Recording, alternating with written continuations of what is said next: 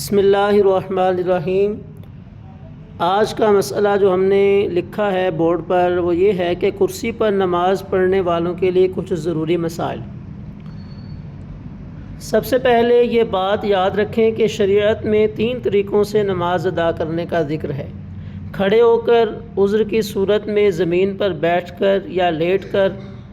قرون اولیٰ سے لے کر 10-20 سال پہلے تک کرسی پر نماز پڑھنے کا تصور نہ تھا، حالانکہ بیماری اور کرسی دونوں موجود تھیں، لیکن فی زمانہ یہ عادت بہت عام ہو چکی ہے اور کوئی مسجد اس سے خالی نہیں، اور یوں لگتا ہے ان قریب مساجد بھی چرچ کی طرح نظر آئیں گی۔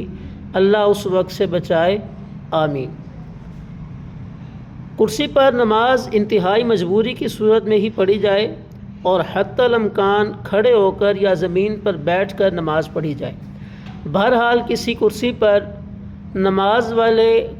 نماز پڑھنے والے حضرات مندرجہ ذیل مسائل جو ہیں وہ ذہن نشین کریں۔ کرسی والے حضرات صف کی ایک طرف سائڈ پر کرسی رکھیں اور کرسی کے پچھلے پائے نمازیوں کی ایڑیوں کے برابر رکھیں، اور اس بات کا خاص خیال رکھیں کہ کرسی کی وجہ سے صف میں فاصلہ نہ آئے، ورنہ سخت گناہ گار ہوگا۔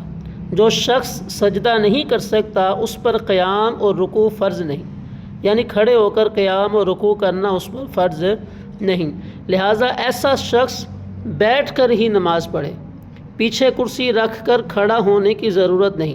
کرسی پر رکوع سجدہ کرتے ہوئے ہاتھ گھٹنوں پر ہی رکھے، رکوع کرتے ہوئے ذرا کم جھکے اور سجدے کے لیے جتنا زیادہ جھک سکتا ہے اتنا جھکے۔